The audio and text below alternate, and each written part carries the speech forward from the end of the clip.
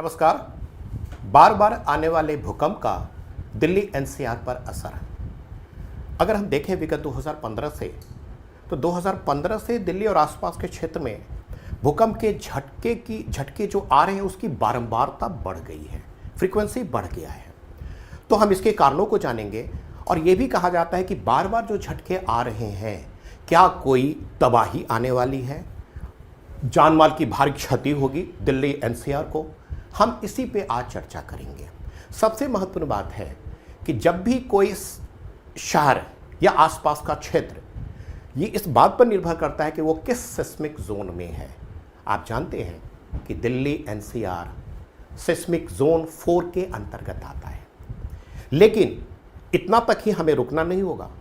उससे भी एक ज़्यादा महत्वपूर्ण बात है कि दिल्ली और आसपास के क्षेत्र के नीचे एक फॉल्ट रिज लाइन है, पूरे 5 फॉल्ट रिज लाइन है, उसका भी असर दिल्ली पर होता है। क्योंकि कई बार आपने न्यूज़पेपर में पढ़ा है कि दिल्ली और आसपास रोहतक वगैरह समय फरीदाबाद गुड़गांव क्षेत्रों में झटके महसूस किए गए, जिसका एपिसेंटर रोहतक था, फरीदाबाद था, वगैरह वगैरह।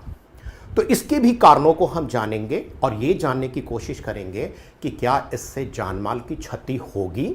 अगर भूकंप के झटके आते हैं वो कितने इंटेंसिटी तक आ सकते हैं।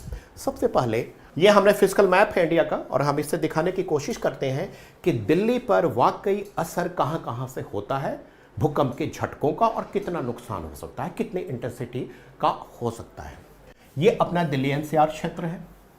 दिल्ली एनसीआर क्षेत्र में ज़्यादातर जो हम सुनते हैं, पेपर में पढ़ते हैं, जो झटके आते हैं वो नेपाल साइड से आता है झटका ज़्यादा। हालांकि पूरा हिमालय क्षेत्र सिस्मिक जोन में है। टेक्टोनिक एक्टिविटी के कारण कुछ न कुछ एंडोजेनिक जो फोर्सेस हैं वो एक्टिव रहती है, और यहीं पे प्लेटों का सबडक्शन भी हो रहा है, इंडो ऑस्ट्रेलियन प्लेट का। और सबडक्शन में सबसे महत्वपूर्ण बात होती है कि कॉम्प्रेशन ज़्यादा कहाँ है।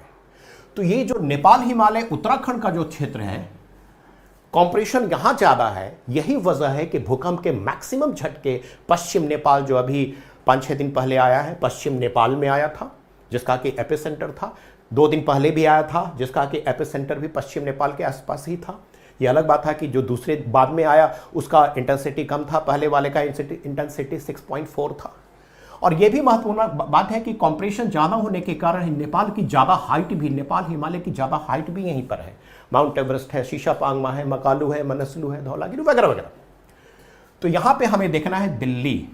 तो दिल्ली में जो झटके महसूस होते हैं वो एक तो पश्चिम नेपाल उत्तराखंड में आने वाले भूकंप से, भूकंप तो हिमाचल और जम्मू कश्मीर लद्दाख में भी आता है, लेकिन ज़्यादा जो इंटेंसिटी है वो पामीर नॉट के सहारे, हिंदुकुश, सुलेमान, इसके सहारे आता है। और दिल्ली में एक और क्षेत्र से आए हुए भूकंप के झटके को हम महसूस करते हैं, वो है ये जो कच्छ और भुज का जो क्षेत्र है, यहाँ पर ट्रांसफॉर्म फॉल्ट है, इसके सहारे भी झटके आते हैं जो हम दिल्ली में महसूस करते हैं।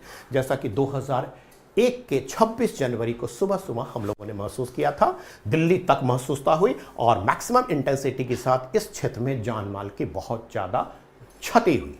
अब हम एक चीज़ देखें कि यहाँ से जो झटके आएंगे इसको पहुँचने में टाइम लगेगा। इसका मतलब कि मैक्सिमम इंटेंसिटी वाले झटके दिल्ली पहुँचते पहुँचते कमज़ोर हो जाएगा, क्योंकि आप जानते हैं कि आइसोसिस्मल लाइन जितना अधिक डिस्टेंस की ओर जाएगा, अर्थात सर्कल जितना बड़ा होगा, इंटेंसिटी उतनी कम होती है। तो यहाँ तक दिल्ली पर असर होगा, लेकिन ज़्यादा असर स्पष्ट दिख रहा है इस नेपाल हिमालय से। हालांकि हिमालय में इन क्षेत्रों में भी भूकंप आते हैं, अंडमान, फिर जावा सुमात्रा क्षेत्र में, लेकिन दिल्ली पर असर होता है नेपाल वाले का।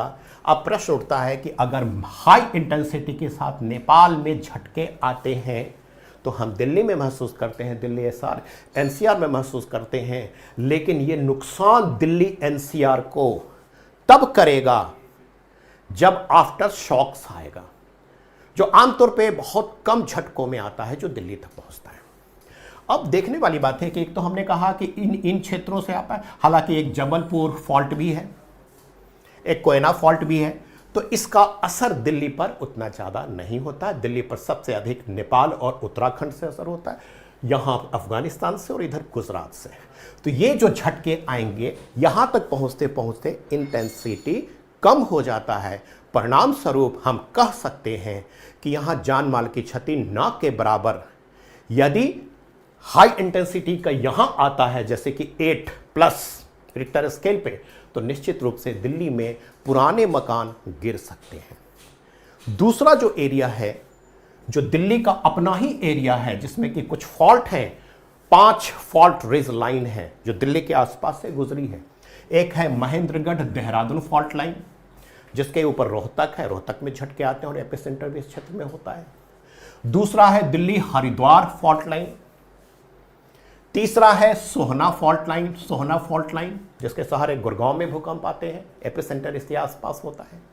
और एक चौथा है, वो है मथुरा फॉल्ट लाइन जिसके सहारे फरीदाबाद, ग्रेटर नोएडा, नोएडा। और एक और फॉल्ट लाइन है, पांचवा है दिल्ली मुरादाबाद। अब जब इतने फॉल्ट रिज लाइन हैं इस आसपास, तो निश्चित रूप से भूकंप के एपिसेंटर यहां होंगे। तो प्रश्न उठता है कि एपिसेंटर पे इसकी इंटेंसिटी रिक्टर स्केल पे कितना तक हो सकता है। तो सबसे खुशकिस्मती की बात है कि यहाँ जो भूकंप आएंगे, यहाँ का जो रीजनल जो एक्टिविटी होगी उसमें 5.5 के नीचे रहेगा। इंटेंसिटी रिक्टर स्केल पे 5.5 के नीचे। अगर 5.5 के नीचे है लोकल भूकंप जो फॉल्ट लाइन के सहारे आ रहे हैं, तो पुराने बिल्डिंग ही गिर सकते हैं, जैसे कि चांदनी चौक क्षेत्र के या और किसी क्षेत्र में, या किसी बिल्डर ने कमजोर बिल्डिंग बनाया हो तो गिर सकते हैं। नहीं तो आमतौर पे इससे दिल्ली को कोई खास नुकसान नहीं है। दिल्ली एनसीआर कोई खास नुकसान नहीं है लोकल से। नुकसान किससे है? नुकसान इधर वाले से है। अगर हाई इंटेंसिटी के साथ आफ्टर शॉक्स आए, जो बाद में आता है, क्योंकि वो टू एंड फ्रो मूव करता है और इसी में बिल्डिंग गिरते हैं, तो इससे नुकसान हो सकता है। लेकिन अगर हम इतिहास को उलट के देखें तो काफ़ी समय से इस तरह की भयावह घटना दिल्ली और आसपास के क्षेत्र में नहीं घटी। लेकिन एक है BMTPC के अनुसार अगर देखें तो BMTPC के अनुसार दिल्ली के जितने भी अपार्टमेंट हैं, बड़े बड़े ऊंचे ऊंचे, ये अपार्टमेंट 6.6 से अगर ज़्यादा इंटेंसिटी का आया तो इसको सहन नहीं कर सकते। निश्चित रूप से नुकसान होगा और भारी तबाही हो सकती है।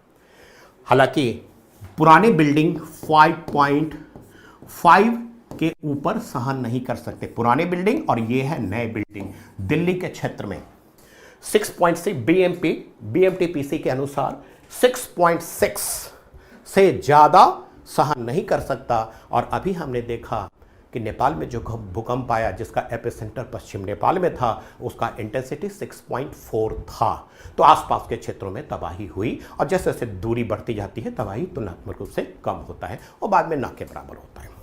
तो कहने का मतलब है कि दिल्ली में 6.6 से अगर ज़्यादा आ गया तभी नुकसान है। और फिलहाल अगर हम देखें, इतिहास को देखें, तो इस तरह की घटना घटित दिल्ली और आसपास में नहीं हुई।